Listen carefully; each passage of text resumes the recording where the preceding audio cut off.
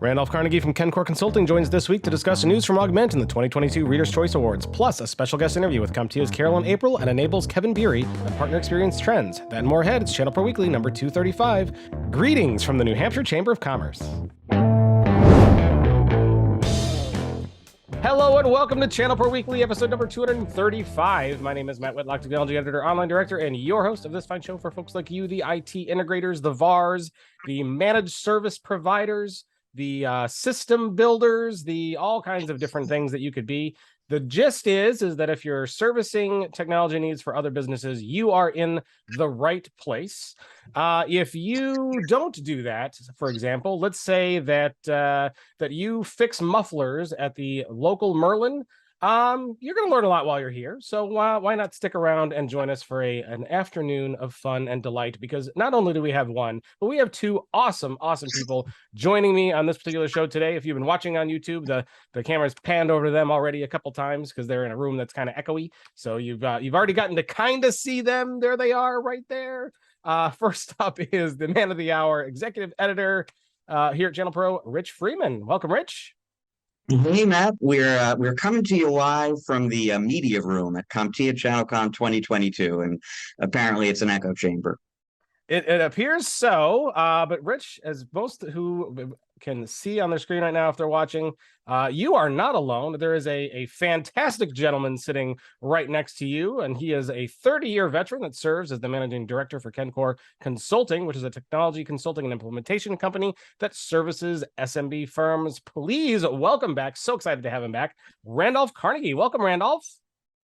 Great. Good to be here. We are in Chicago, currently speaking to you from the Tennessee room at the Sheraton Hotel. Live and on location. What a cool concept. And Randolph, it's been a while since you've been on. I want to go back. I want to say it was sometime in mid 2020 was the last time you were around with us. And I can even search the show notes for your name. And I looked this up. It was episode 159, believe it or not. Whoa. Yeah, 159. That would have been probably what, like May of 2020, I think. September of 2020. So down on Cloudberry Farms, that episode was. So excited to have you back. I'm sure we've got a lot more listeners and viewers than we today than we did back in 2020. So Randolph, please take a couple minutes. Tell us a little bit more about you and what you do. Well, we are primarily in the SMB space. Our clients tend to be 50 and under. And since we last spoke, the driving force behind a lot of stuff right now is everybody's talking about cybersecurity. Everyone, people are talking about either where they got hacked and paid somebody, or they almost paid somebody, and how can they prevent it? And teaching their staff what to look for, and just seems to be the driving thing behind them. Part of what they're concerned about, along with their line of business, but just protecting themselves from the demons out there who are trying to get into their pockets. We've also, they've also changed their policy. In the old days, you could send somebody a request saying, pay this bill, and they'd pay it thinking it was legitimate. Now everyone's looking at the bills. Is this legit? Did I really buy 3 Rolls Royces in Qatar, particularly since I've never been outside of Illinois? So those. Well, I get bills like that all the time. I buy a new Rolls Royce like every other day. Because you go through them like candy. Well, we are getting the invoices for your Rolls Royce. So that's where I told them to send them, so that makes sense. Okay. And needless to say, you buy them in the Middle East because there's no catalytic converter, right? Something like that. That's it. Well, and the shipping is so much cheaper from the Middle East. Yeah, they're delivered by helicopter, and you also can get them in a lot of different colors that you wouldn't normally be seen driving around in the streets of Chicago. For sure.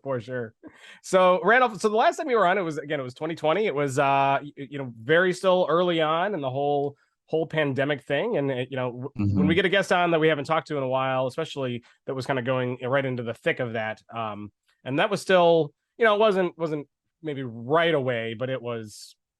April, May, we were still definitely in the thick of it.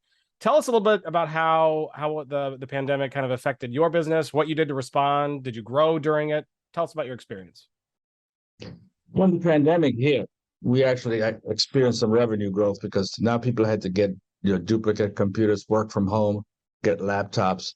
So we did experience that, some shortages in terms of getting the equipment. That part was great. But it's also revolutionized across the board how people want to work. Because now that people see that they could work from home, a lot of them are reluctant to go back into the office. Or, as we see across the board, not go to the office 5 days a week.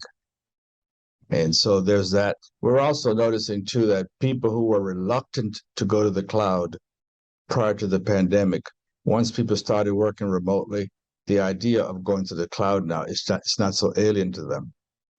Because people connecting to their office, well, those people were connecting to basically your cloud because they were connecting to your office. There's not much difference between doing that and connecting to some third party's cloud, but it's still, some people just want to control the stuff and feel like they can physically grab the server, put it on their arm, and they've got their data. So we still have some of that out there, but people are slowly changing their minds on what it is they want to do. So that's kind of primarily what we've noticed about the pandemic. And also, again, going back to security, increased need to protect yourself. Because prior to being in the office, everybody knew everybody trusted everybody. But since they can't see you every day, the level of trust diminishes just a tad. Yeah. We're also getting requests of how do we monitor what people are doing? Oh, really?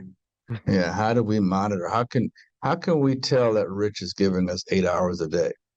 When in reality, Rich didn't give you 8 hours a day when he was in the office anyway, because he was at the water cooler. He was talking about sports. He was talking about Seattle not having a basketball team, that kind of grieving. So I'm just picking on Rich because he's here and he won't hit me while we're on camera. Well, there is a first time for everything. Oh, yeah, okay. He did tell me his favorite actor was Will Smith, so I have to be careful. Yeah. Unfortunately for you, I'm left-handed. The angle is no good. So, So Randolph, tell me about maybe one or two of the biggest challenges that you had during that time period, besides monitoring employees, which I'm sure everyone was kind of struggling with at the time, but also maybe one or two opportunities that you also really capitalized on that you didn't expect to. The increased the use of remote connections into the office, that was it. The little challenge we had to is controlling the environment. Because before, when everybody was in the office, you just drop one firewall and you could block everybody out. But with everybody working remotely from environments that you haven't seen or don't want to go to, that's posed more of a challenge for us, and it still does. So we're trying to working through that, and finding ways in which we can standardize and protect the clients, because there's still that point of vulnerability. Then the other thing too is the controlling the use of the assets, locking down the assets so that when people have even if it's a company computer, they have it at home, they still can't go to all their favorite websites like they used to do in the office. And some people just finding spaces to work from home, because in reality, a lot of people just did not plan to work from home. It's working around the dining table all day. That's just not something they were used to. Because if you go back 5 years and just talk to your contemporaries, how many people were looking for a space where they could work from home? It just wasn't the requirement. It's very true. Yeah, I had a friend that ended up being a remote worker, and like I worked from home for well over a decade, well before all that stuff. So I always have had a dedicated space to work where I can go to work and I'm at work and I feel like I'm at work. But she didn't, and you were in the same thing. Like, she had to set up like a little table in her bedroom at one point, and then she had to set up downstairs, in like the living room with her kids running around like crazy. And it's really hard to work in that kind of an environment. Yeah. So working from home is probably the thing that's single-handedly doing more to reduce the renting or selling of studio apartments. right. Yeah.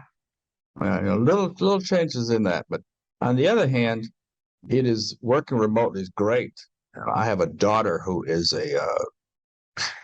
who works, and she's working remotely, and she approached her employer with a plan. She said, "Look, if I have to work remote, and I can work from any place, I would like to go to Europe for 3 months and work remotely. So they worked it out. She's in France, then she'll go to Spain, then she'll go to Portugal, but she's working remotely. Now, with the time change, her day starts over there at about 3 o'clock in the afternoon, and she works till 11 o'clock at night, but she's loving it. Yeah. Yeah. So there's that part. I love that part of it. And also during the pandemic, when you weren't going to people's office, I too was working remotely from Chicago, Florida. I like that part of it too. Yeah. For sure, absolutely. So Randolph, a lot of folks picked up some new hobbies during the whole kind of pandemic period when they were stuck not being able to do anything. Did you find any new ways to enrich your personal life? Any new hobbies? I started remodeling a house, and that was a doozy. A new house, or no? It was a house that was about 70 years old, and it had been unoccupied for the last 3 years. So there was some termite damage, there was some water damage, and so literally went in and started working on it. It's been a great experience, frustrating and great because the contractors right now, they're busy, and so what they're doing is they show up when they feel like it because they feel like they've got a captive market. Once we rip out your plumbing, you have to wait on us to get regular again. So how much of that do you have left to go? How far along that process are you? Pretty far along. It's we got to put in some baseboards and some finishing touches, but most of the major things are done. But it was great. You sit at the keyboard, you do stuff all day long. Things happen, but you don't see them happen so much. You have this great program that runs. It runs. But when you go banging something, you put four pieces of wood together and you get a shape. You say, oh, look at that. But you ever try inviting somebody to look at your program that you wrote? Oh, that's exciting. But you build a bookcase. They say, oh, you got a bookcase. You got any books? No, but I got a bookcase. So have you run into supply chain issues there, lumber, pipes, whatever? I didn't run into any supply chain issues in terms of availability of product. But what I did run into is availability of funds to buy those products because the prices kept shooting up. Right. You would buy something and or you'd go to see it. Like I remember I would walk into a store years ago, pick up a drywall or something like that, and don't even look at what it costs. You want drywall, you go get drywall. But now you go to pick up drywall, plywood, or anything, you're looking at the cost, and you just go like, damn, what is going on here? And the prices will shoot up when it becomes more availability, the prices don't drop because they keep telling you there's a shortage.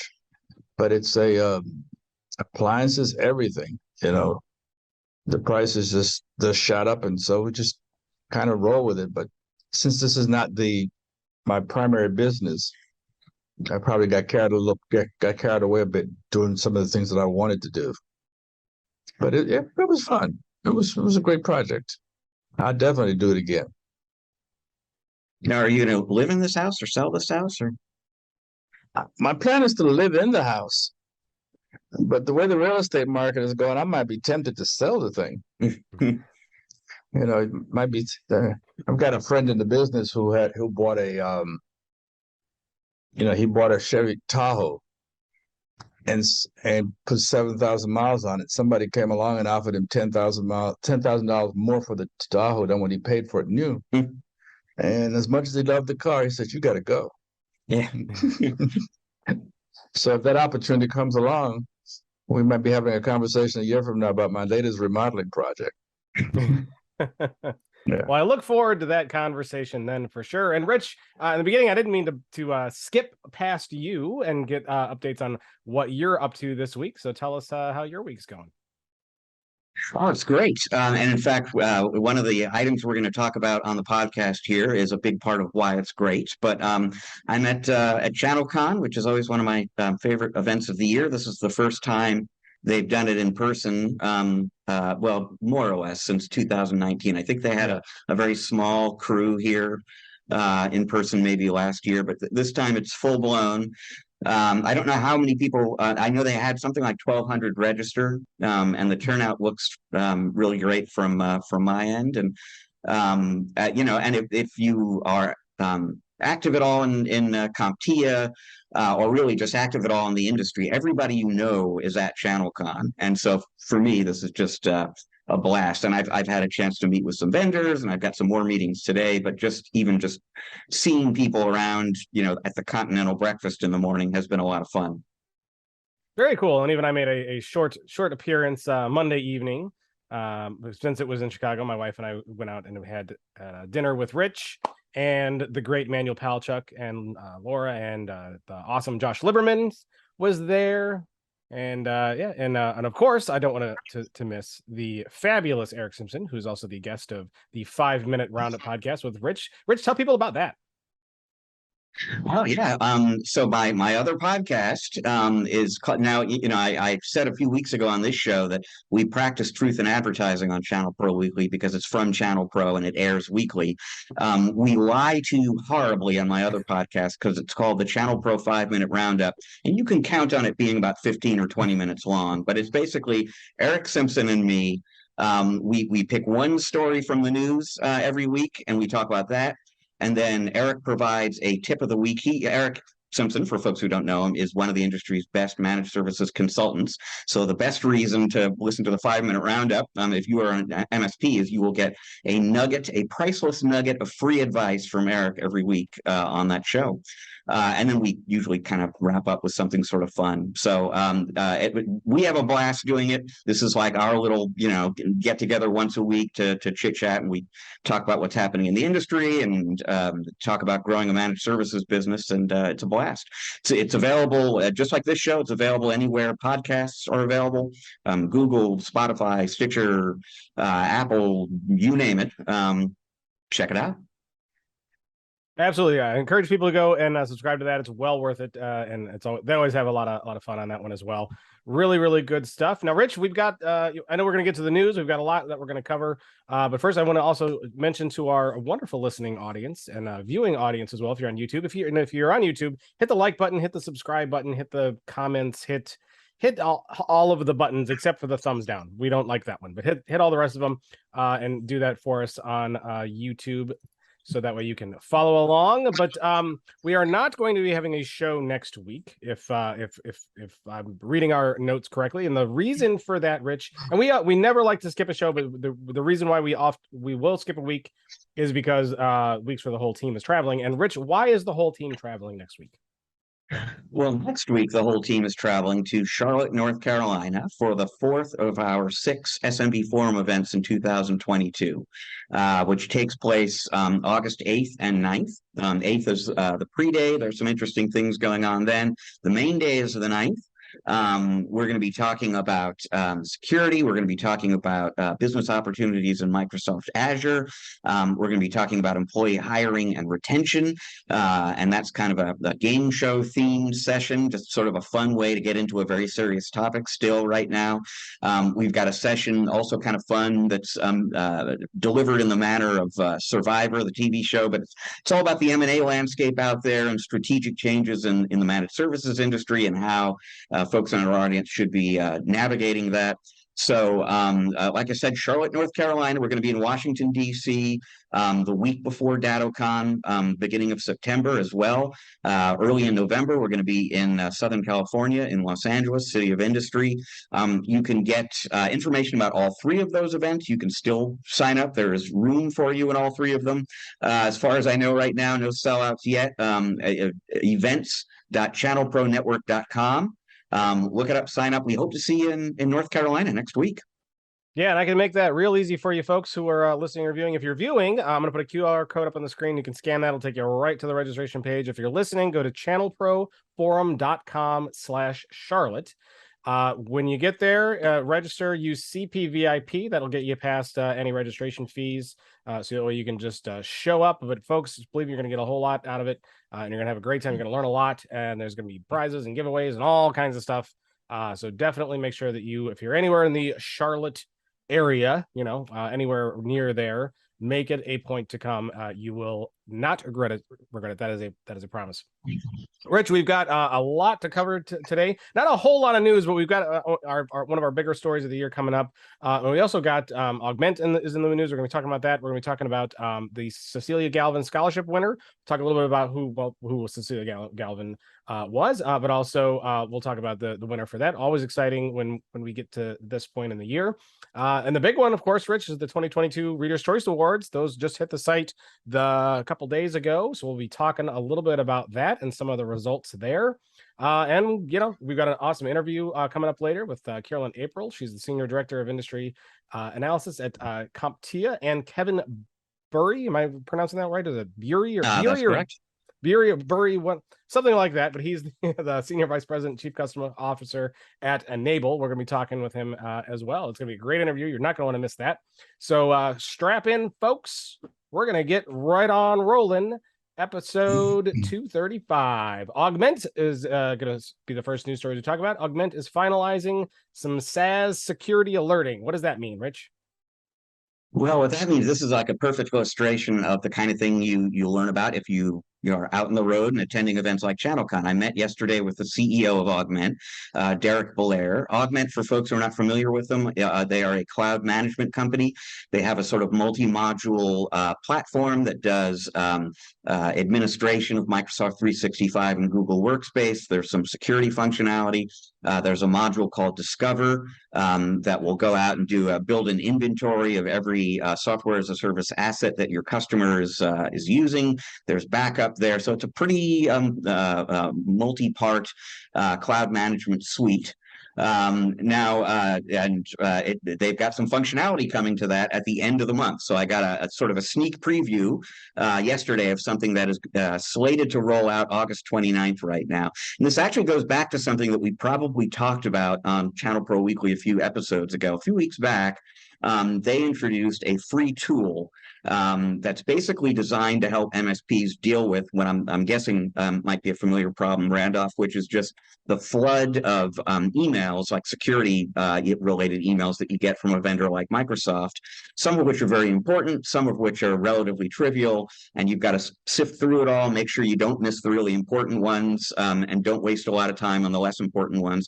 And so this free tool that Augmentt created before allowed you to set up a dedicated inbox for all those incoming emails, create some rules to make sure that you saw that you could kind of prioritize and see the important ones and act on those quickly. Problem with that is that you're still switching consoles basically from your Augmentt interface to an inbox to handle that, and you're still dealing with emails basically, and it can be 15-20 minutes between the time Microsoft issues a security related alert and the arrival of an email, and that 15 to 20 minutes can actually be pretty important in some cases. So what Augmentt has done now is they've established a direct API level connection to the Microsoft security feed. So they are now importing any new security alerts from Microsoft directly into the Augmentt interface instead of into an inbox somewhere. So now in the same console that you're using to manage your customers, you can also see a centralized view of all the alerts in real time from Microsoft, and then take action inside the system on those. There's a certain amount now of automated remediation that you can do based on that. So if something important comes in at 2 a.m. that meets certain conditions, they can do certain things like maybe suspend an account overnight. There are certain steps that they can do on your behalf if you configure it that way in advance to kind of contain what could be a damaging situation until you really have an opportunity to take a close look at it. They can also, when the corresponding email to one of these alerts comes in, they can forward that to your PSA system. If your PSA system has the ability to turn an email into an alert or a ticket, you can have tickets automatically created based on this functionality too.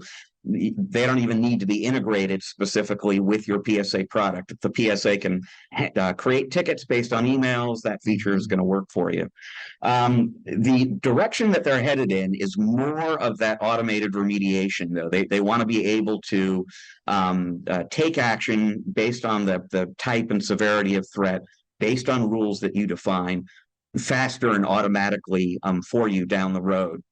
And there's other automation in general, and this is maybe not a huge surprise from an IT management company, is sort of a big priority at Augmentt right now. And so some other things along the lines of automation that they have in the works that are set to arrive at some point in the second half of the year.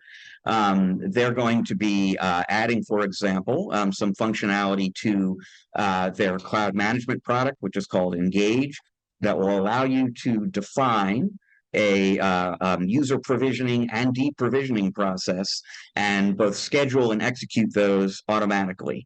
So you can just kind of say, here are the 8 things that I need to do. Every time one of my customers has a new employee, I've got to assign a license, got to open an email box, I got to set a password, add them to these teams or whatever. You can kind of define all that in advance on a per role or per user profile basis. You can set it up to run overnight or whenever you want it to, and that's coming up at some point second half of the year. Same thing with deprovisioning, standard set of steps that you take every time you do that. Set it up in advance, schedule it to run whenever you want. More automation technology of various kinds coming from Augmentt. But first, on August 29th, you're going to start getting this new real-time security alert information inside the Augmentt interface. So that sounds like something that would be of interest to all IT providers, right? I mean, I can only imagine, Randolph, how much how many emails you get flooding your inbox all the time with this kind of stuff. So how important is a tool like this? What do you think of what Augmentt is proposing here? It's a great idea. You know, right now the flood of information we're getting, just go through all the alerts and all the different things that you have to look at and react to.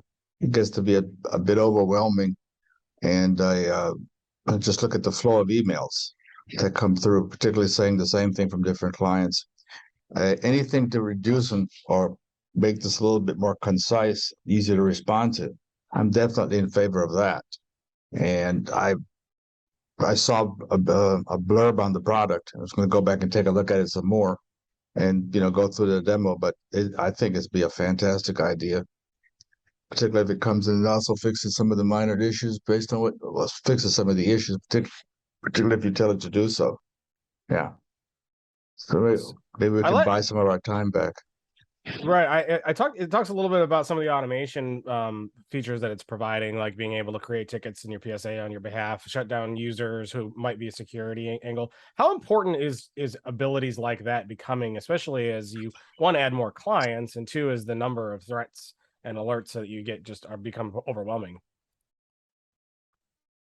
It becomes very, very important because, if it sees a threat and can shut you down, that saves us a bunch of time, because we no matter how much we do it, we think we do it. We're not sitting there staring at everybody's computer all the time. Regardless, and depending on the number of clients that you've only got so much bandwidth in terms of responding. But if you've got it automated, you can always go back and say, okay, well, maybe we shouldn't have done that or shouldn't have done this, but at least temporarily, if it blocks the progression of the bad force, whatever that bad force is, then I think definitely is a plus for us. For sure. So now, Rich, did they talk about, they said it's coming the 29th of August. Did they talk about pricing? How do people get on board with this, or is this included in some kind of bigger package? It is included in the license. So the particular piece of the portfolio this applies to is called Augmentt Secure. If you are an Augmentt Secure user today, when this rolls out, this becomes part of the product for you, no extra cost. So just like that tool I was talking about before, this is in essence free. It's functionality you're getting without having to pay anything extra for it.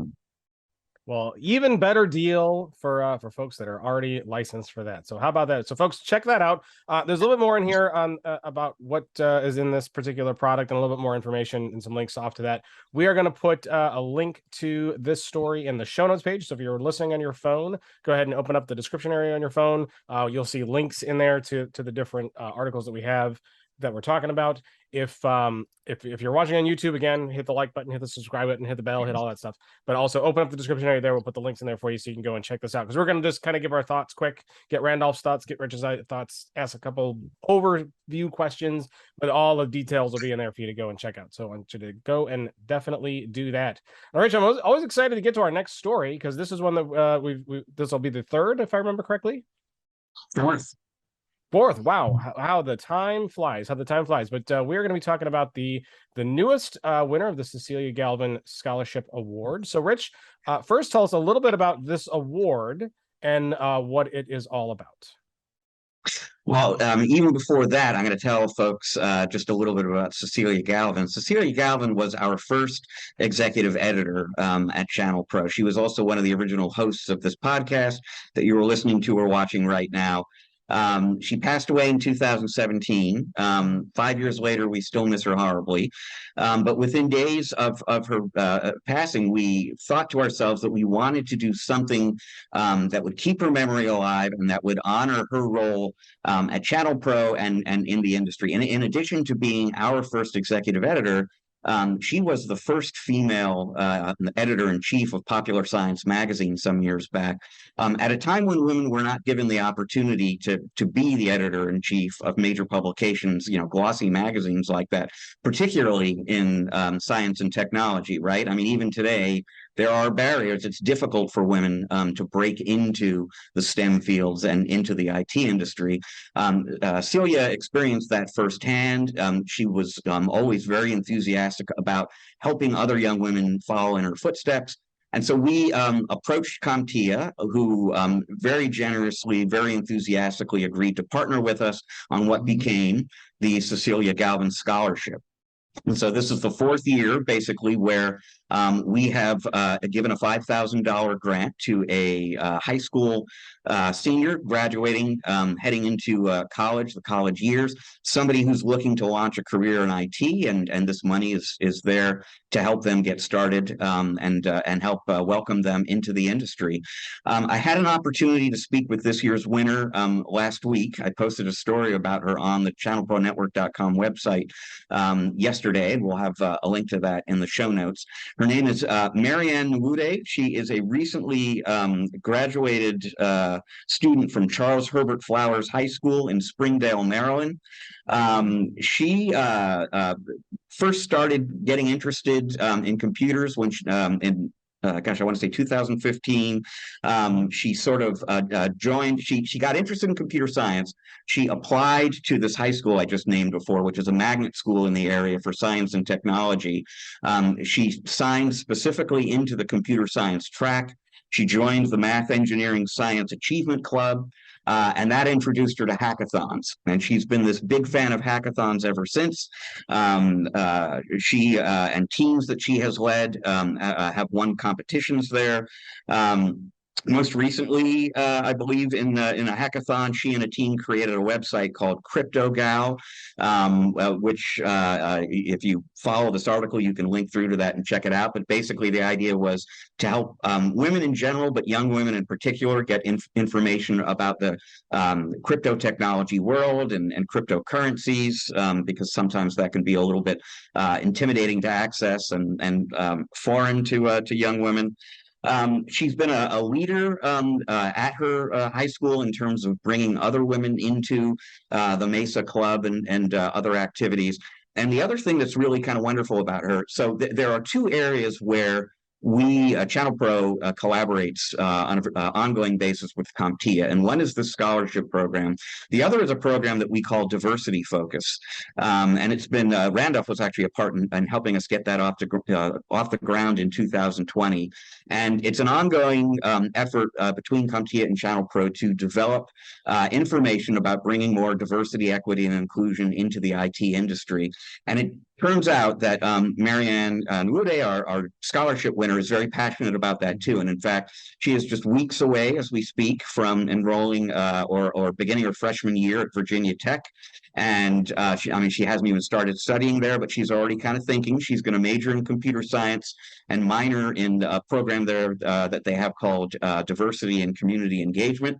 So she's like the perfect sort of intersection of everything that ChannelPro and CompTIA kind of are working on together right now. Just a really impressive, wonderful kid. And I'll just tell you, folks, if you find yourself feeling weary, overwhelmed, frustrated, upset about anything in the industry or the world, I highly recommend spending 30 minutes on a Zoom call with a high school graduate who is kicking off a career in computer science. It will give you an unbelievable lift. I had so much fun speaking about her. I enjoyed writing about her. I enjoyed meeting her, and with all four of the people we have given the scholarship to now, I really kind of look forward to seeing what their future kind of becomes, because they're all very, very promising young people. And we're only going to end up having played a tiny kind of role in that future, but it feels great to have played any role at all. Absolutely. Well, so it seems like a great story, and she looks like a very bright young woman. Awesome stuff. It looks like this is also a gangbuster year for nominations submitted. How many? So it said what, 6 out of 60 nominations. She was the winner, so that was definitely a large pool of nominations to get through, and to be top of that, she must be very, very bright and very interesting. So occasionally we are able to get some of these winners on the podcast with us. Any chance we'll be able to get her on an episode in the near future to talk to her? I'm working on that. I haven't, when I spoke with her last week, I hung up and then realized I never asked her about coming on the podcast, but I'm trying to get her on before her freshman year begins, and we just kind of lose her to all that. Okay. Well, hopefully we'll get her on the show here at some point, and that would be great. So awesome stuff. So I guess we will move on, and we're gonna go to the big one, Randolph, the big story, one of our biggest things that we do every year, and that is the 2022 Readers' Choice Awards. Now, we don't do the 2022 Readers' Choice Awards every year, because last year it was the 2021 Readers' Choice Awards, and believe it or not, Randolph, the year before that, it was the 2020 Readers' Choice Awards. Wow! If you could actually believe changed that. the name. You change the name every year. That is amazing. Now, I could give you 3 guesses on what next year's is going to be, and I don't know if you get it right. So, yeah, I will try. We will see what happens. So, Rich, what is the Readers' Choice Awards? Break it down for us. Oh, this is only one of my favorite milestones of the editorial calendar at ChannelPro. So once a year, we go out to our readers. This year, there were 49 categories we were asking about in all the industry segments that you would care about: managed services, cloud computing, storage, security, you name it. 49 different awards, and we ask our readers, pick your favorites. Who are your favorites in these different categories? We have no influence effect on that at all, and we just wait for the results to come back and to discover who readers like in various categories. The Readers' Choice Awards article was the cover story for our August issue, and the online version of that story went up on ChannelProNetwork.com Monday, August 1st, earlier this week.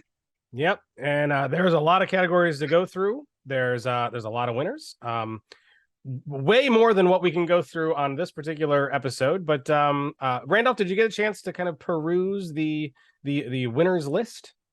I took a look at some of them. I had a little disagreement with Rich. So we need to pick friendly disagreement. So we need to pick winners that are not billion-dollar companies. So the little guys can feel like they can do more, but it's just Dave giving Rich a hard time. Well, fortunately, we do have some recognition that it's for more of those smaller folks. Rich, what is that? I'm not sure which award in particular you're referring to. Vendors on the Vanguard. Okay. Yeah, totally different program, but you're absolutely right. Once a year we do that as well. That's more driven by the editorial team, but we come up with a list of 15 to 20 vendors that we figure some of our readers are less familiar with because they're newer companies, up and coming, et cetera. And we do show those newcomers some love.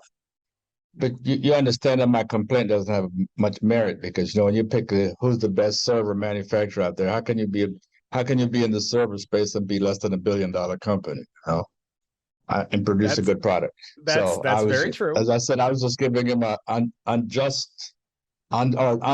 hard time. That is true. That is true. But fortunately, there are usually three or four of those giant behemoths, and we like to poll and see which of those our readers are gravitating towards. Without further ado, we can't go through everything on this list because it would take forever. But why don't we pick out, Rich, 2 or 3 of the ones that you found interesting? Randolph, you'll pick out a couple of the ones that you found interesting. I might have 1 or 2. I can run through some things here, and we can get maybe some input from Randolph from a ChannelPro's point of view as opposed to an editor's point of view. So this was kind of interesting to me. We're just over a year past the CompTIA VSA breach, that their RMM product.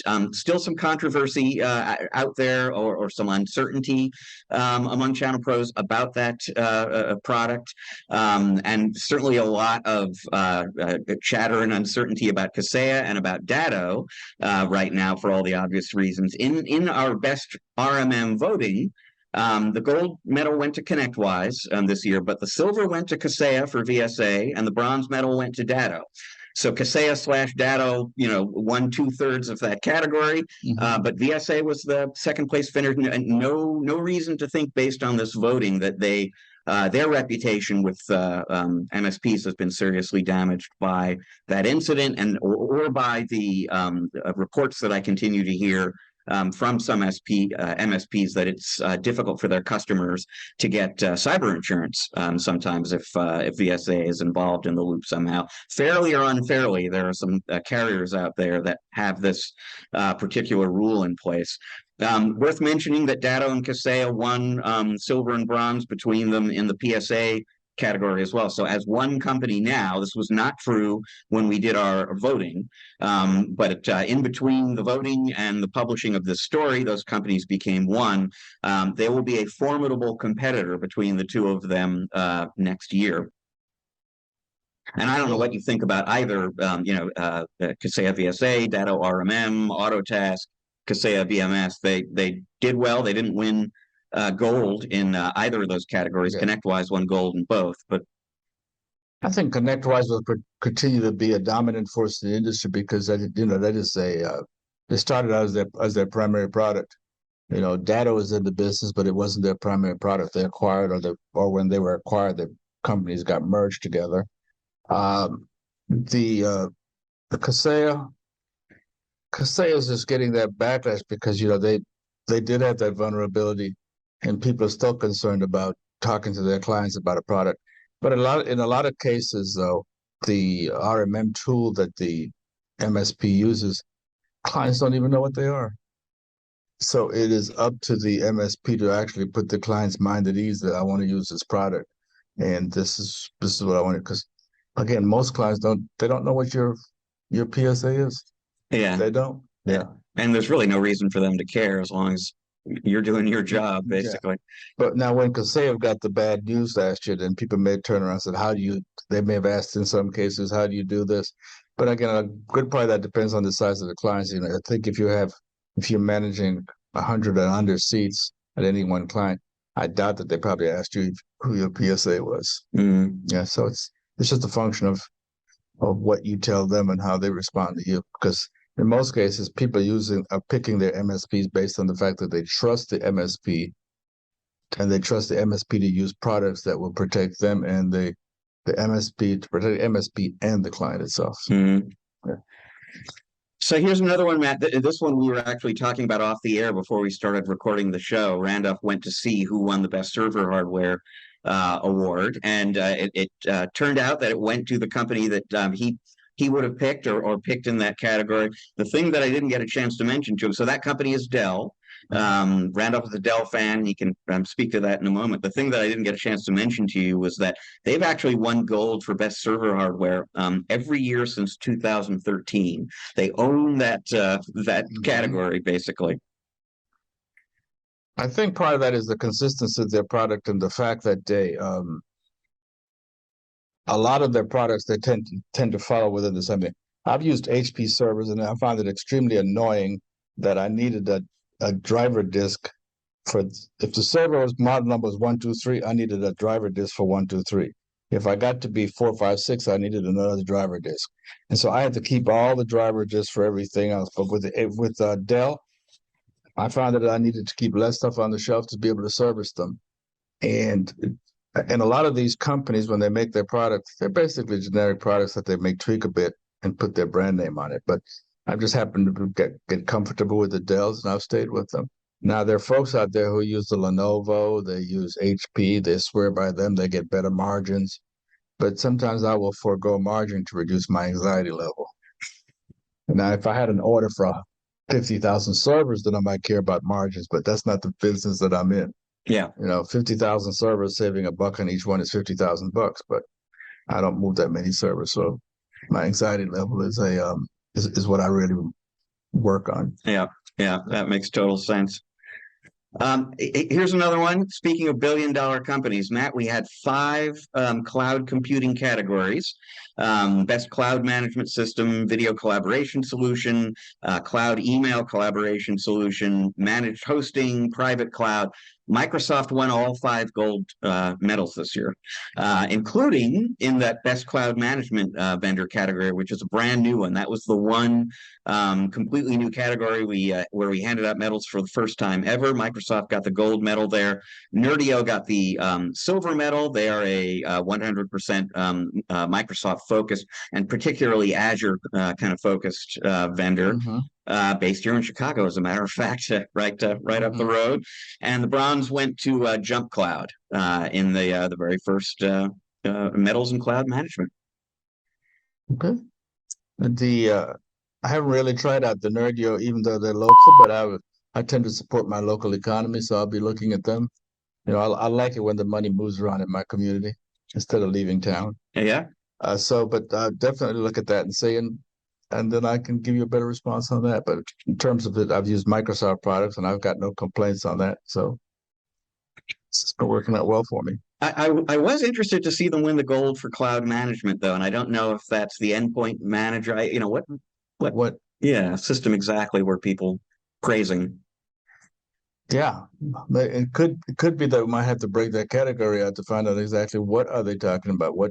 Because there's so many things that are managed in the cloud, specifically what it is that they're, and that part I can't answer for you yet. So yeah, that's what I was kind of curious about. Is Intune and endpoint man? I mean, there are a number of different tools, but apparently, and obviously, a huge percentage of ChannelPro readers are reselling Microsoft Cloud, and they seem to be feeling pretty good about the management experience.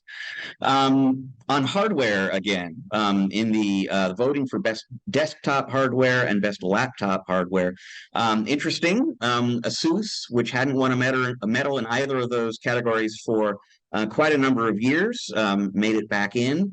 They tied for bronze in both those categories, but we haven't seen the medal at all in some time. So kind of interesting, again, to wonder, what particular products, if there were specific ones that kind of got them back on the radar for people. And then Microsoft tied with ASUS for bronze in the laptop / 2-in-1 category. I don't think they have ever won a medal in the notebook 2-in-1 kind of area before, but it's sort of an interesting sign for them that they're now up there with the Dells and the Lenovos and the HPs in that conversation. Yeah. Well, Microsoft has put a lot of money into marketing of their tablets and their hand devices. I mean, you watch a football game and that's what they have on the sideline. So their marketing dollars are definitely coming back, and they put money into the in product placement. So I think when people look at that, they see it in the Surface is it's kind of like a Xerox, so to speak. It's taking on its own name, its own presence. You may have a tablet. People say, well, pass me your Surface.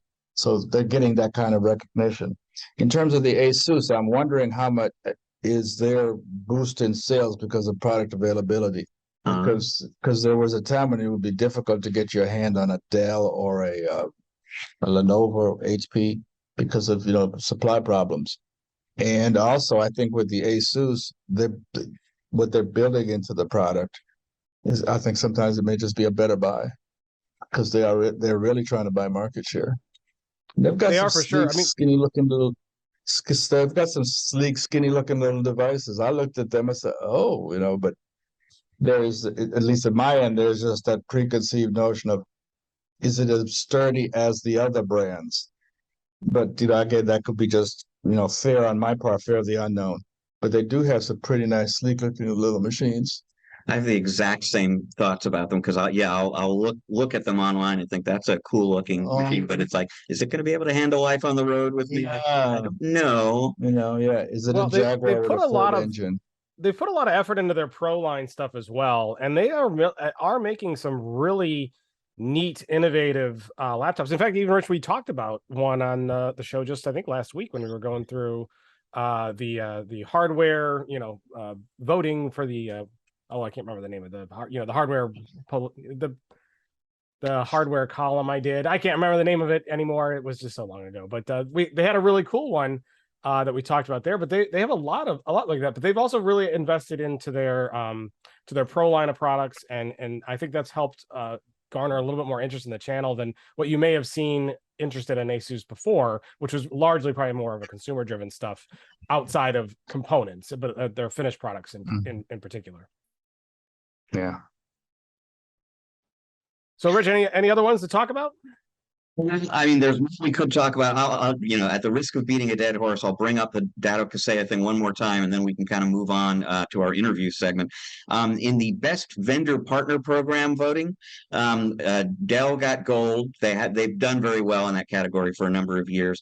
Microsoft got silver. So these are two very big, well-known partner programs. The bronze medal went to Datto. And I will be fascinated to see how they do next year. In some ways, that'll be a bit of a bellwether, because one of the big concerns among Datto partners right now is, will there be a change to the culture surrounding that company now that Datto is part of a bigger company, Kaseya? And one good way maybe to just get a bit of a read on that a year from now will be to see if Datto still meddles in vendor partner programs. We will have to see. Randolph, any categories that you want to bring up that you thought might have had interesting results that you wanted to talk about real quick? None in particular. We could go through some more riches on here, but in terms of the Datto partnership, I expect that there'll be a change, because normally there's a change because now you have got to please shareholders. You've got to keep, you've got to show that you're making money. You've got a debt to pay because you acquired the company.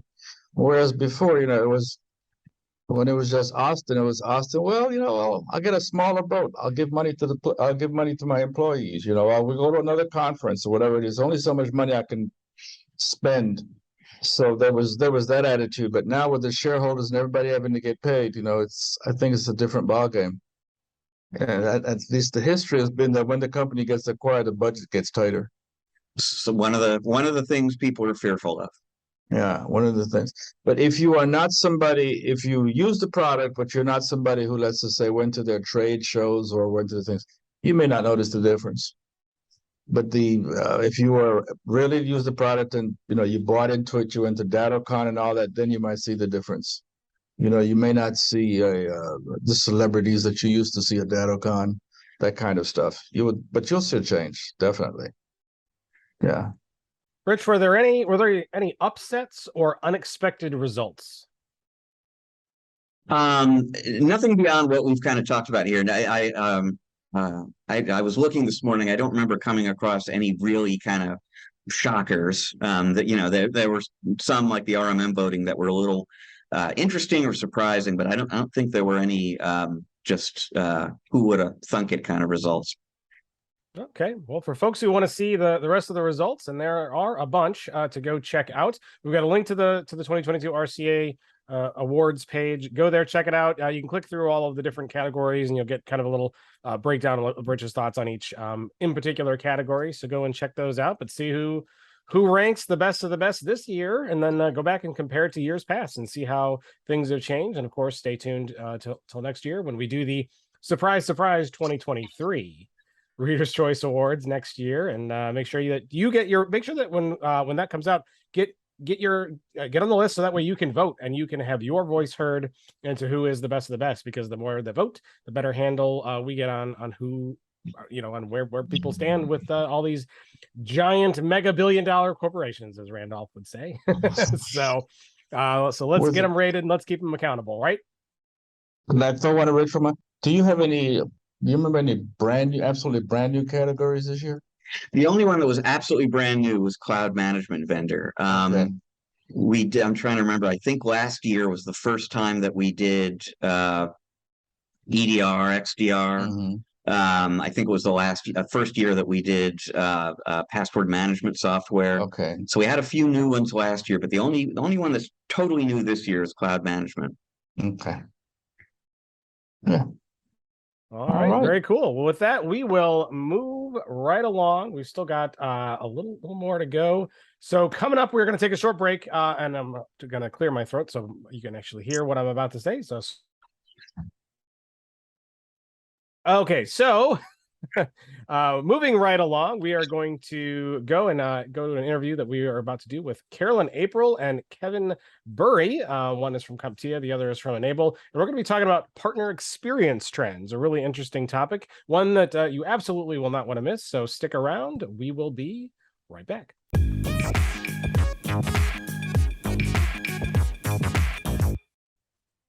And welcome back to part 2 of ChannelPro Weekly. We got a great interview segment lined up for us here today. Great partnerships are synergistic, benefiting both in the relationship in one way or another. But the wrong relationships can be, at best, ineffective and at worst, severely damaging. If you're part of the IT channel, relationships are everything and not optional, for better or worse. So why not make the experience of partnering a good one? Well, here to tell us how to do that is Carolyn April, Senior Director of Industry Analysis at CompTIA, and Kevin Burry, Senior Vice President and Chief Customer Officer at Enable. Welcome, Carolyn and our good friend, Kevin. Happy to be here. Yeah, thanks. Thanks for having us. It's great to have you both on. Before we dive too deep into the conversation, I want to give both of you an opportunity to kind of introduce yourselves to our audience and tell us a little bit more about you. So, Carolyn, I mentioned you first. Why don't we start with you? Okay. As you said, I'm Carolyn April. I am officially titled Senior Director of Industry Analysis, and I work for CompTIA, which is the largest IT association, nonprofit out there. You may know us for certifications, and we have a large membership organization. And I conduct mainly channel-based research, but I also do a bit with workforce and a bit with areas like diversity in the tech industry. So kind of a wide range, but this partner experience and the vendor and partner relationship area is one that I've been doing quite a bit of work on recently. So I'm eager to talk to you guys about it. Very cool. And you mentioned earlier before we got started, you're from the Boston area. Is that correct? I am. I grew up in Massachusetts, so I've been living over the border in tax-free New Hampshire for better part of 25 years now. So I'm a New Englander, both Mass and New Hampshire, and probably to stay. I like it there. Very good. I don't know a whole lot about New Hampshire. What kind of things are there to do around there? What do you do for fun? Oh, New Hampshire's kind of got it all. So I live about 40 miles north of Boston. So if I want to do the urban city thing, it's great. I live literally 40 minutes from the ocean. So we got the whole beach scene going on. And then I live about 40 minutes from ski areas, mountains and everything. So if you're outdoorsy, it's a great place to be. If you're into culture, you've got that close by. I sound like the Chamber of Commerce right now, but or the area of tourism or whatever, but it's a great place to visit. Come in the fall, the leaves are beautiful. Just make sure that you bring the correct skis to the ocean versus the mountains, because otherwise that could be well, pick your season. You come in the winter to ski, you can come in the summer and sit on the beach.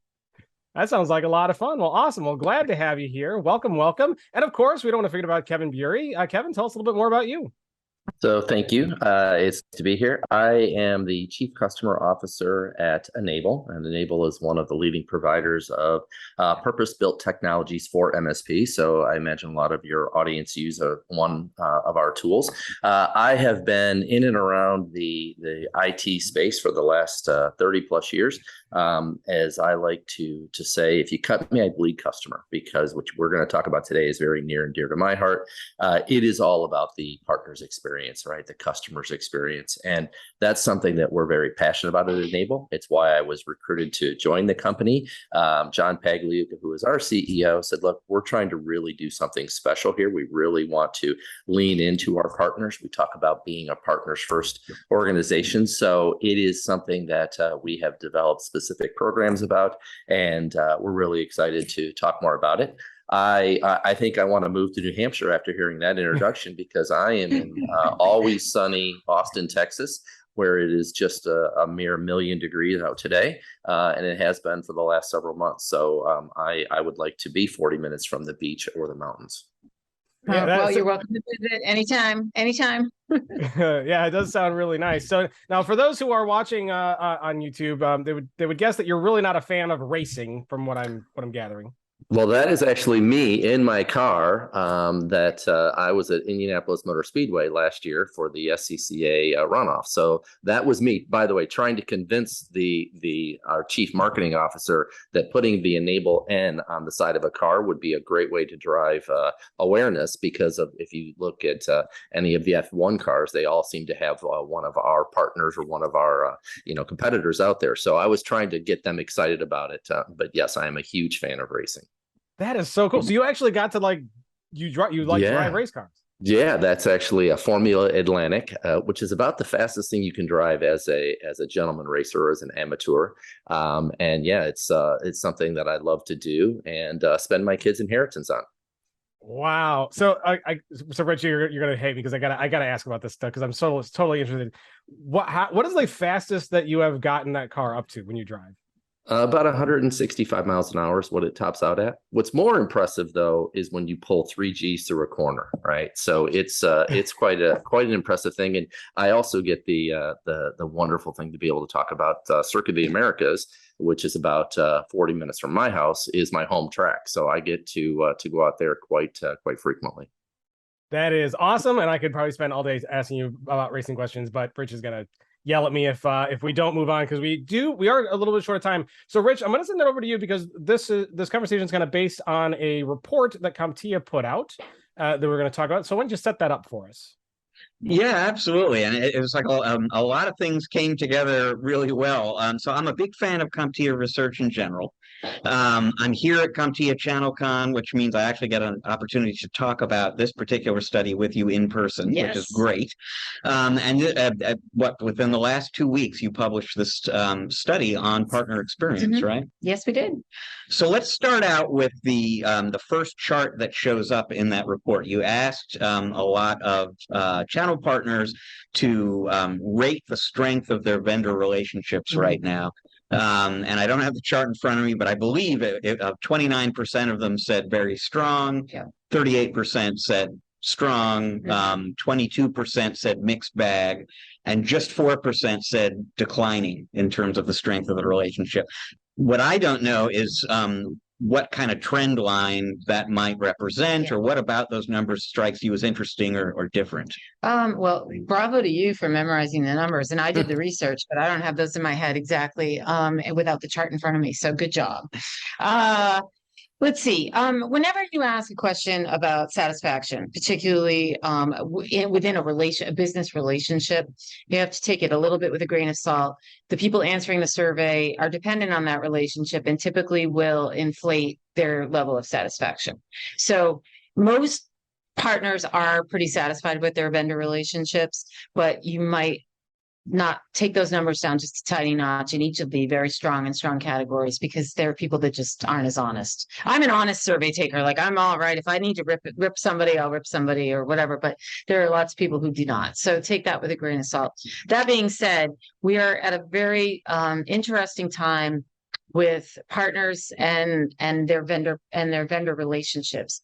It's changed a lot historically. I won't go, through all of history with you, but today's partners have a lot more leverage. It's not the same system that we had where vendors kind of ran the show and they collected a lot of channel partners, and the channel partners were just there to be the foot soldiers to do things for the vendors and be an extension of their sales forces. Really, today with the cloud paradigm out there and the way that vendors sell and the way that customers buy, nothing's linear anymore. It's not vendor, distributor, partner, and customer. It's all over the map. Some customers buy from directly online. Some customers want to work with a provider. Some want to go directly to the vendor. It's a very different world.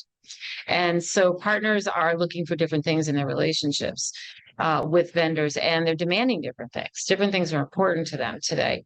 And the numbers that you cite there are slightly lower satisfaction than they have been in the past. So to get to your, the nut of your question is, are they different? If you look at trending data, they're slightly lower because partners have more choice and more leverage in today's marketplace. There are a lot more vendors too. When I say choice, I mean, gone are the days where it was just Microsoft, IBM, HP, Oracle, and Dell that you had to work with, and that's just to throw out 5, but it was, what I mean, the big platform providers, and you signed up with 1 or 2 of them, depending on what you did as a business. Today, there's a million ISVs out there, SaaS players, you name it.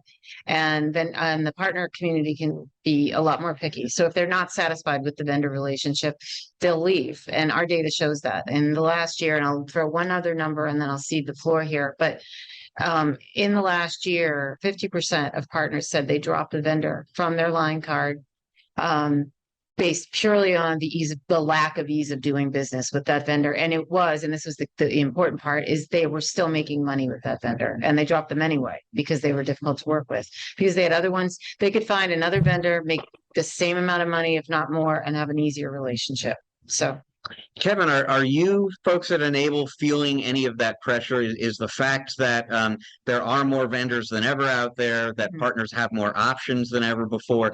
Are you kind of feeling that and feeling the need to kind of up your game basically in response to that? Yeah, there's 2 things I would say. The first of which is absolutely, and I think it comes as Carolyn mentioned, it's this idea that as the digital evolution, as we call it, continues to march forward, right? There's need for more sophisticated and complex tools to deal things like cybersecurity, to deal things like cloud, as she mentioned. And so that is bringing many, many more vendors into play, because now there are so many different specialized tools out there. So we are absolutely seeing that. Now, one of the things, and we've spent a lot of time talking with our partner ecosystem and asking them, okay, what are you looking for from us? How can we improve? And it's interesting. It's very consistent, this theme of, look, make it easier for us to do business, because we are managing so many more relationships. They want to work with partners like Enable, who do in fact make an effort to make it easier for them. And it's in all facets. It's during the buying cycle, when they're evaluating things, when they're implementing it, when they're working with us through our success management programs. So we are absolutely seeing that. And the other thing I would say is, there is now, and I've seen it much more today than say 5 years ago, there is much more awareness that they assume the technology is going to work. So that's table stakes, right? Now, as they look to make decisions around who to partner with, it's okay. It's not just the technology. That's got to be there and that's got to work, as you say. But now it's all about the experience. How are we going to enable them to get the most value out of the tools, and then show them new ways that they can solve more of their customers' problems? I mean, maybe it would be useful at this point. We're already well into a conversation about partner experience, and we haven't actually defined partner experience, and what that entails differs at different stages of the relationship, when you're brand new, when you're ongoing, et cetera. I mean, so just talk a little bit about what it is that you're measuring when you talk to partners about partner experience. Sure. Yeah. We obviously, when we do a quantitative study, we want to make sure everyone's on the same page. So we created a definition of partner experience so that everyone taking this survey was operating off that same definition. And essentially what it is it's the totality of your relationship or your journey with a particular vendor. And this is from the partner's point of view, what the experience is. So that's from, initial recruitment to onboarding, to the ongoing management of the relationship, to problems. So support and resolution and all of that thing that when things, inevitably come up in the relationship. And that includes help with sales and marketing and partner programs and the types of things that are included in those. So it's really that cradle to grave. It's even the sunsetting of a relationship if it does end, and everything that goes along. And you said it does work in phases. So, whatever, the experience might be great at the recruitment and onboarding stage, but then a vendor may be not so good at the kind of the middle of the road management stage of that partner. And often we hear that the vendors are gung-ho, they recruit, they onboard, they love their new partners, they bring them into the fold. And then that same partner who stays with the vendor for the 5 years hence is not getting their phone calls answered or not getting their problems resolved quickly because the vendor considers them, we already got them, like you did. It's a sort of a natural human nature to think that it's some kind of like a relationship of the personal nature. It's like, well, I married them. Now I don't have to be nice to them anymore or whatever it is, but no, don't quote me on that. But it really is that entire journey that a partner takes with a vendor from the beginning of meeting you for the first time to working with you over decades. Kevin, maybe to make that concrete for folks a little bit, I mean, talk a little bit about the investments and some of the priorities at Enable across the different phases of the life cycle, to create a good partner experience and maintain it.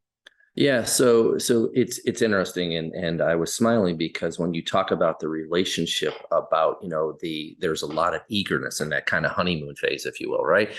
It's the same from our perspective, and we have recently made a pretty significant pivot away to adjust that, right? And so we were very, very much focused on the recruitment, the sales portion of that, right? Finding the next partner, making sure that they were hooked up with the right kind of technology, and then we went through the onboarding. But then we moved into much more of just this ongoing kind of sales account management type of phase, and we got feedback directly from our partners. Look, this doesn't feel good to us. We feel more like you keep wanting to sell us things as opposed to really have a partner relationship, a partnering kind of relationship. So about 2.5 years ago, we made a pivot away from that, and we moved into what we now refer to as a partner success management type of relationship after the initial onboarding, right? And so we got rid of all sales quotas. We created a new role called the PSM, Partner Success Manager.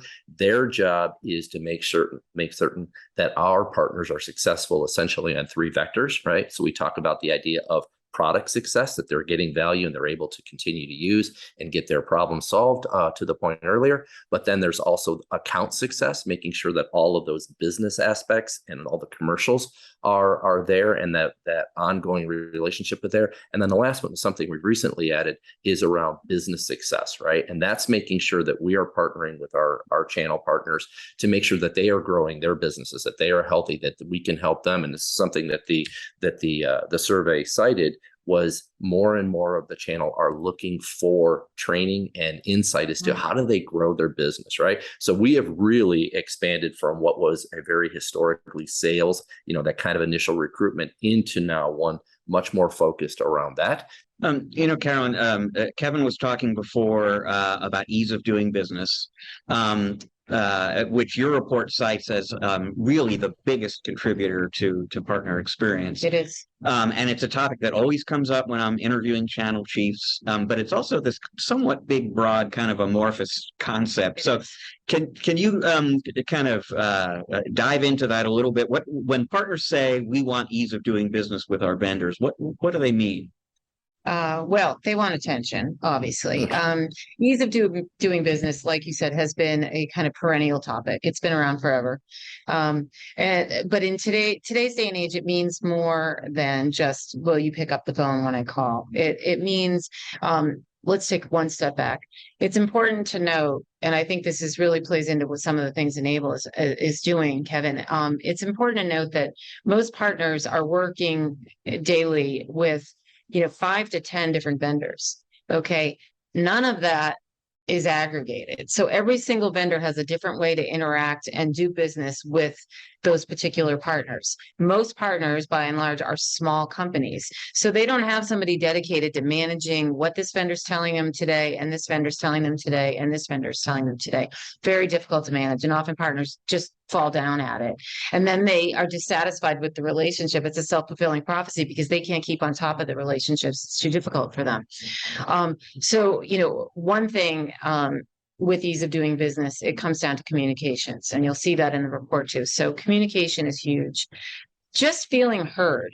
And I use the analogy to when you go to a really busy restaurant, and you can see it. It's busy as anything. You can see that the server is running around like crazy. And all right, we're in for a bit of a wait for our drinks or whatever it is. But if that server doesn't make eye contact with you and just keeps buzzing around your table serving other people, you start to get, a little annoyed, right? Don't feel seen, don't feel heard. If the server comes over, taps your table on the side and says, "Hey, I see you here. I'm a little in the weeds at the moment, but I know you're here and I'll be right back," that sort of thing. Immediately you get this sense of ease. All right, I'm being heard. Let's ride it out for a few minutes. I say that formally as a person who waited tables in college. It's just a little trick. Go over and, tell them that, that they're there, that they're not in some zone where they're not going to be paid attention to. There's a little bit of that. So it's a little bit of partners wanting that kind of attention. But it's also offering partners today choices with how they interact with you. Today's demographic, the channel is different. It's not all the same people of the same age who are used to email and phone and very old school. You've got partners today that much prefer to talk to you via social media. You've got partners that want your website to be the one-stop shop for every answer that they need, and that's where they want to go. They want to use PRM tools, but they'd like it for other vendors for a bunch of vendors to be able to plug into there. So there is some level of aggregation. Now, and Enable and those in the PSA space and the RMM space have a unique opportunity because you're often dealing with a lot of vendor wares to do some of that aggregation.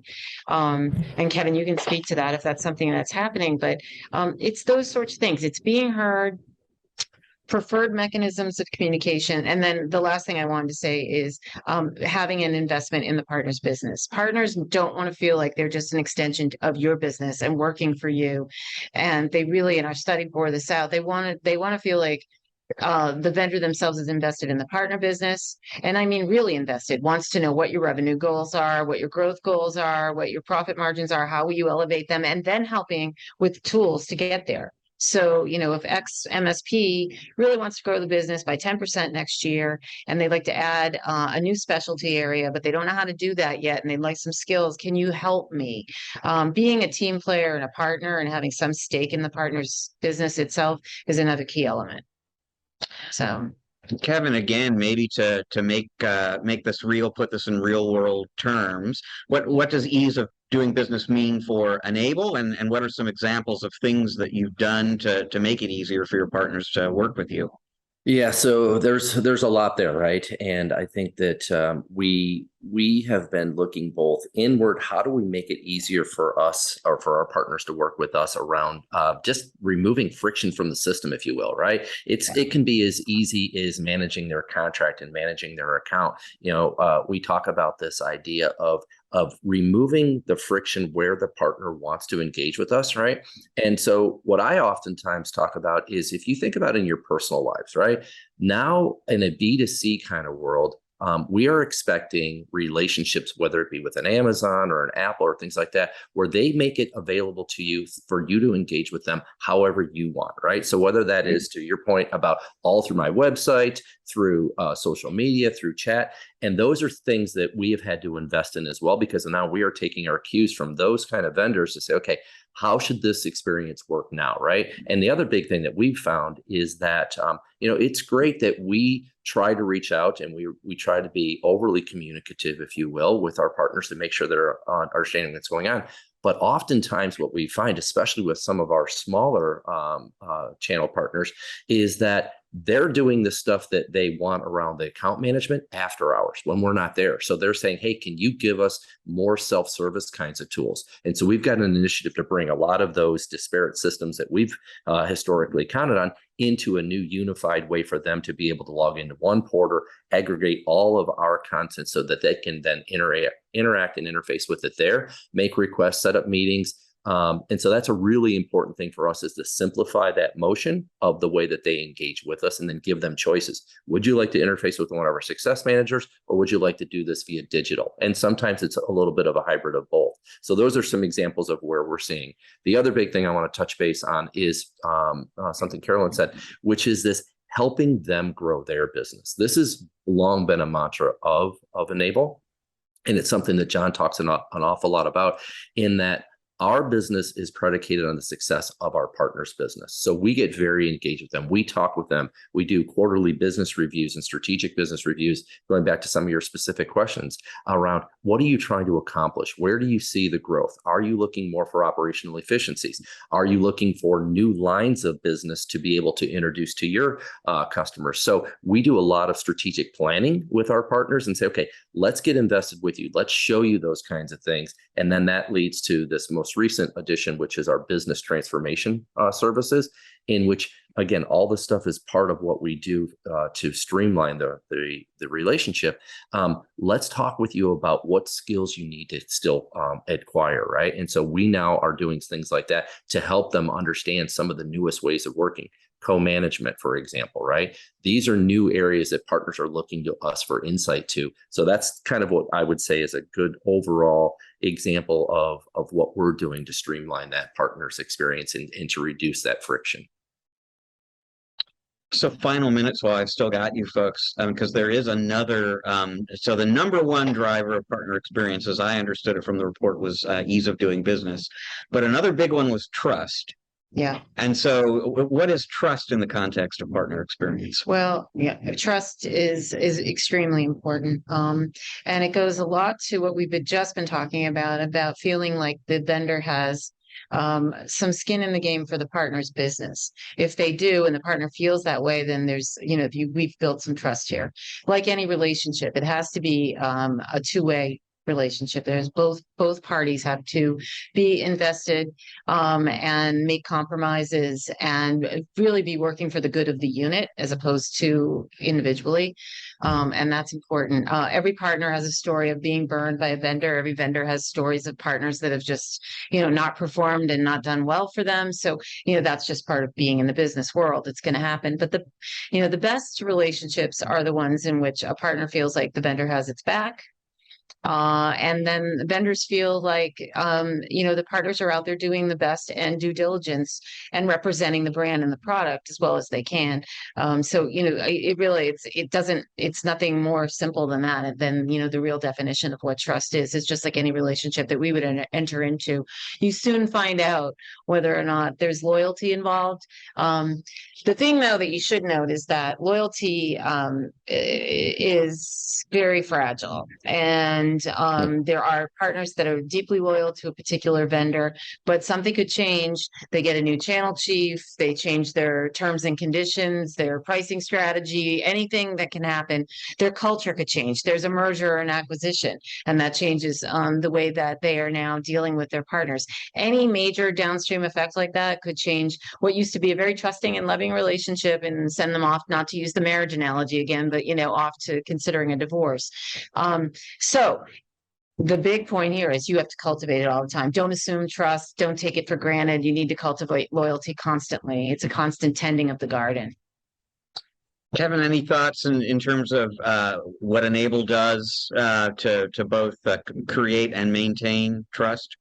Yeah, that's very well said. I think that the big thing I would say is let's go just look, and this is something we talk an awful lot about at Enable, which is this idea of what does being a partner really mean? because it's not a vendor relationship. If we're really going to act as if a partner, we have to operate in a posture of trust and care and being thoughtful, right? We are in this together. We recognize that it's not always going to be perfect, but if we're genuinely treating our customers, our partners, like true partners, that means we come up alongside of them and we work through things together. And that's really where I think, and I'm very excited about to see what Enable has done and where we're going, because this is what we do every day. We talk about being a partner-centric company. It's in all of our internal meetings, all of our town halls, all of our correspondence with our partners. Is this idea of putting them in the center of everything we do and all the decisions we make around the programs, because we recognize we don't have a business without them. And so I would say I love the comments about trust, but it's then taking that trust and really living it every day in a way where you put your partners in the center of your organization and build programs around it. Very interesting. So I'd like to ask one question if I can, and I want to come to a point in the data of this report that I found kind of interesting, and I wanted to get your thoughts on it. So one thing that I found interesting was that partners have a lot of things that there's a lot of components into the relationship, and partners all value different things. That's got to be a lot to kind of handle as a vendor. So I guess I have two kind of quick questions. First question is how does a vendor manage how many different components there are, and how do they know where to prioritize their effort? And two, as a partner, as one of the other partners, how can you communicate what's important to you effectively? Kevin, I'll start with you. Okay, so I'm going to go to, so look, it is a very crazy world. It's chaotic, right? And our partners are dealing with, to Carolyn's point, multiple different vendors. They're working in different systems and things like that. I think the key is trying to get clarity around what is important to your partner, understanding what their goals are, and then being able to engage with them the way that they want to, right? And so whether that's they're putting most of their focus around the support of their product, the onboarding, the training, but that's why we've moved to this motion of a partner success manager to really work to get clarity with that partner at the individual partner level, what's important to them, so then we can design and point them to the right programs that we have in place to be able to get them the right level of enablement and the right programs to solve what they're looking for. And Carolyn, how can partners communicate what's important in an effective way? Yeah, I mean, partners need to understand that they do have a voice and to use it. Again, I think one of the important things, I'll speak to the vendor aspect of this quickly. It's important for vendors to do some sort of background research on the persona of their partner organization, their partner demographic, and then figure out. So it's not just at the level of understanding each partner's individual business, but you can start to bucket them together. There are certain types of partners with different types of aspirations and different types of preferences. And once you kind of group those personas together, then you can start to figure out the best ways and the most efficient ways to communicate with them. Partners, again, I'll go back to my refrain about them being really small businesses. So again, this is super hard for them. They often are, 10 employees or fewer, under $1 million in business, and they don't have a full body to devote to how do we best communicate our, wishes to our vendor community. They do the best they can. So I hesitate to kind of give this list of, well, you should be doing this, this, and this, because again, it's a resource constraint for a lot of partners. So I hate to say it, but it's almost the onus is a bit on the vendor to provide the easiest runways for them to be able to file, either their complaints, their wishes, their preferences, and make their needs heard. That being said, they need to learn to speak up as well. For sure. Well, very, very good stuff. And unfortunately, we are out of time. I'd love to get to it in my next question, but unfortunately, we just don't have the time. So I'd like to first give an opportunity to say where they can get a hold of you and stuff. So Carolyn, let's start with you. If anybody wants to learn more about CompTIA, learn more about this report, get in touch with you. How can they find you? Where can they go? Okay, so the research, there's actually two reports, one from the partner perspective and one from a set of interviews I did with vendors.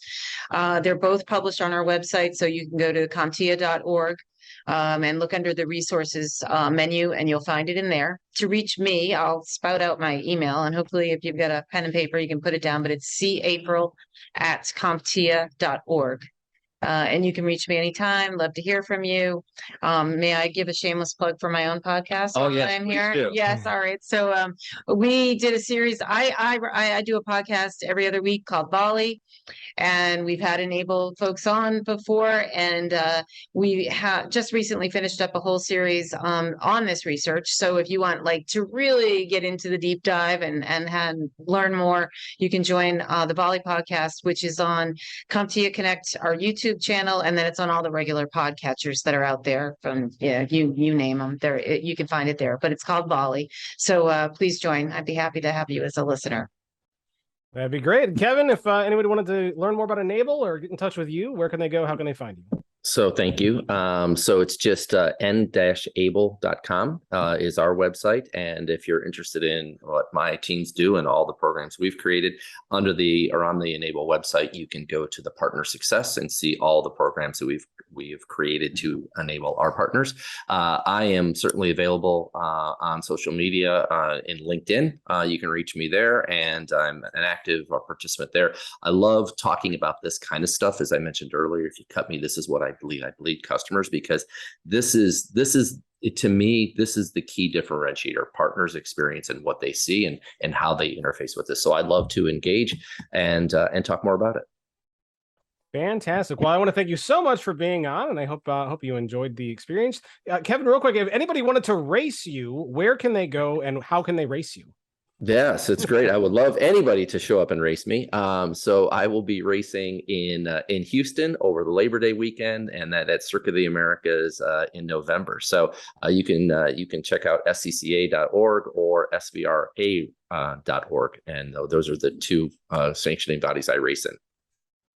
Awesome. Well, if anybody actually takes Kevin up on his offer to race them, make sure that you go to channelpronetwork.com, shoot us a note on where we can find that video so we can watch it, or send us an email to it at podcast@channelpronetwork.com so we can see that race, because that would just be super awesome and fantastic. Well, big thanks to both of you, Carolyn, April, and Kevin Bury. Really appreciate you coming on and really appreciate you being here. We're going to take a short break, though. When we come back, Randolph Carnegie will be with us on the other side. We're going to break down the show. We're going to have a little bit of fun. I think we're going to be talking about Chicago-style foods. That would be very interesting as well. And of course, Rich will tell us what we might have missed and gaze into his crystal ball and try to predict the future, which he gets right, like 1 out of every 10 times. But it'll be fun nonetheless. So stick around. We will be right back.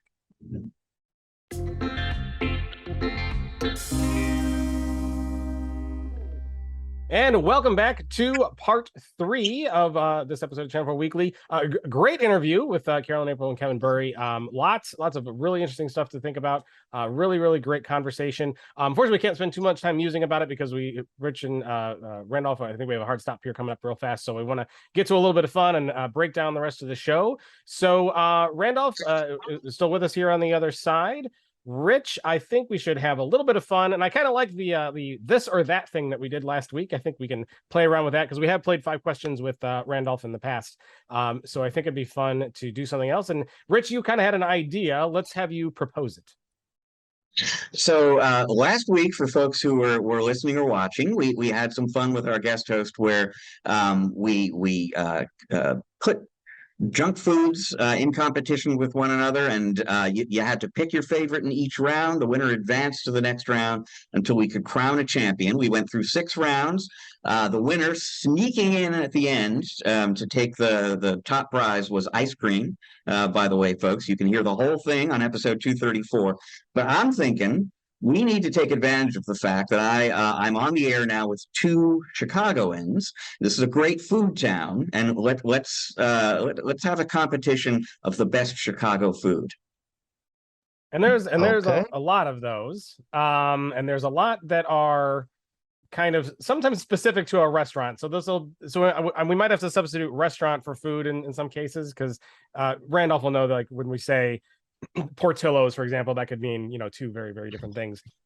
And there's various places for like pizza, but like as Randolph will attest, and I'm sure he'll nod his head when I say this, Chicago deep dish is very good, but there is a gigantic difference between Lou Malnati's and Giordano's, for example. So and it might make a difference. So Rich, why don't you go ahead and start us off?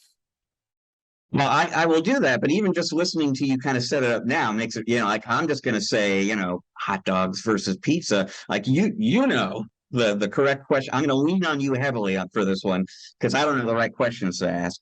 Let's see. Lou Malnari, right? Malnati, yeah. So I know that one. What's the other? Is it Gino? There's Geno's, there's Giordano's, but none of those are my favorites. Uh-huh. So that even complicates it more. There's a little joint called the Art of Pizza, and I love their pizza, but they're not as well known. But they're just down the street from Lou Malnati's on State Street. So maybe just because I know the names, there's Lou's and there's numero uno. All right, let's do it this way. Let's go with let's just go. Yeah, for pizzas, just go with the store.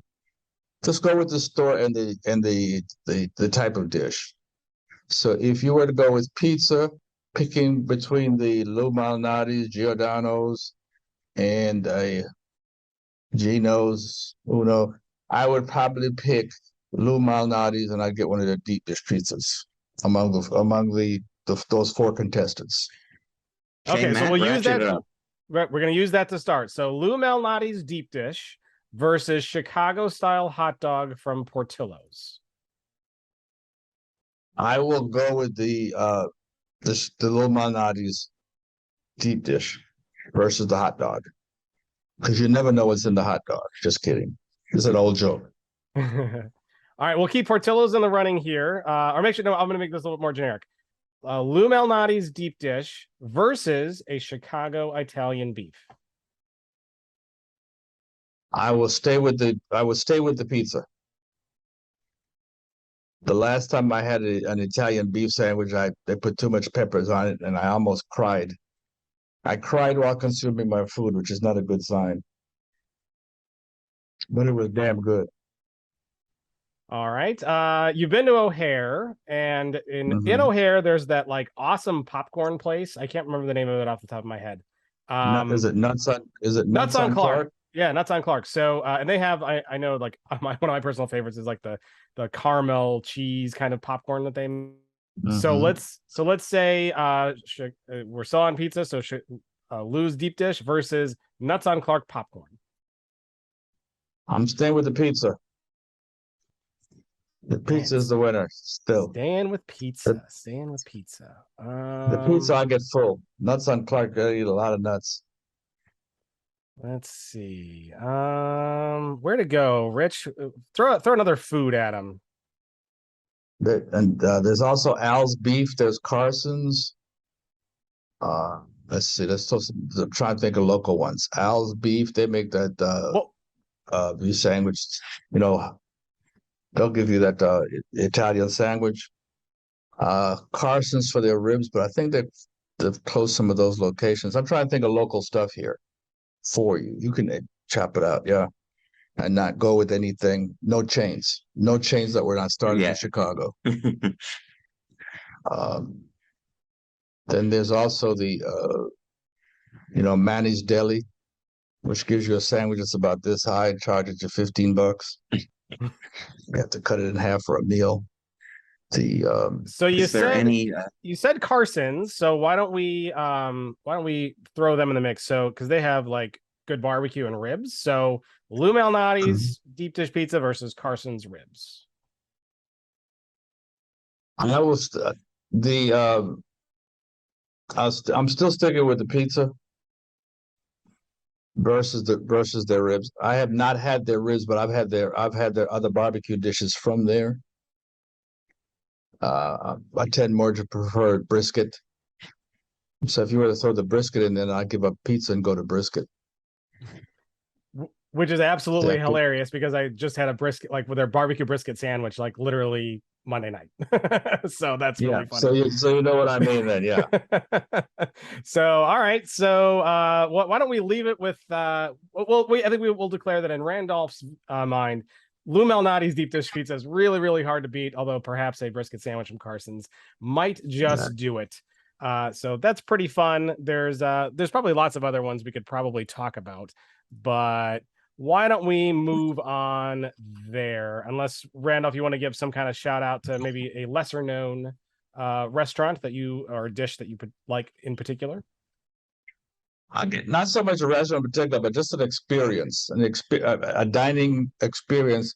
And that is getting off at Roosevelt Road by the Kennedy Expressway or the Dan Ryan, whatever it is in that area, and stopping by one of those Maxwell Street hot dog places on a Saturday night, on a warm Saturday night, about 11 o'clock, when all the bikers pull in and sit on their bikes eating a hot dog, because there's no restaurant. It's just an experience. You walk up to this counter on the street, you get your hot dog, which comes with fries and a drink, and you just sit out there talking with a cross section of people from across the city who just happen to pull in on their bikes, and they completely destroy the image you have of mean bikers. Yeah. I mean, these people are some of the friendliest people to talk to. They talk about their bikes, they talk about life.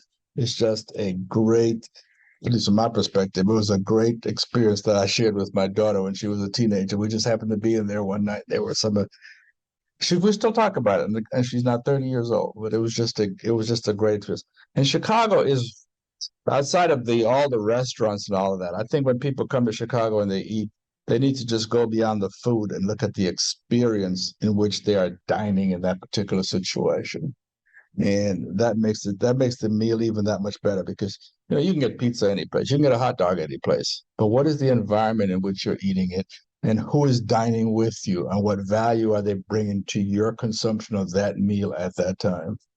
Matt, what is the classic old school German restaurant we went to in Chicago back in 2020? What was that? The Berghoff. The Berghoff. Okay. Another dining experience. How did you enjoy that? I loved it. Yeah. Yeah, it was a dining experience, Yeah, because the food you could get the food anywhere, but the experience itself, that was great. Yeah, fun experience, and they do make a pretty good schnitzel over there, and they have like their own beers, which was always kind of fun too. So that was fun. I also took Rich to Uno once when he was the original Uno building, that really old one. I took him over there, and that was a dining experience as well. Yeah, that was great. Yeah, that's part of what I love about the city, the dining experiences. Yeah, and you ride all over the city for them. Yeah. So fun stuff. Lots of cool restaurants in Chicago. Lots of good foods, and we know that when it comes to Randolph's tastes, he is all about his deep dish pizza. So not necessarily from Lou's, but even from other places. But it's hard to beat a good slice of deep dish, that's for sure. So Rich, that's going to almost wrap it up for 235. But if you can, why don't you look back in time and tell us what we might have missed, and then gaze into your crystal ball and tell us what might be coming up down the road.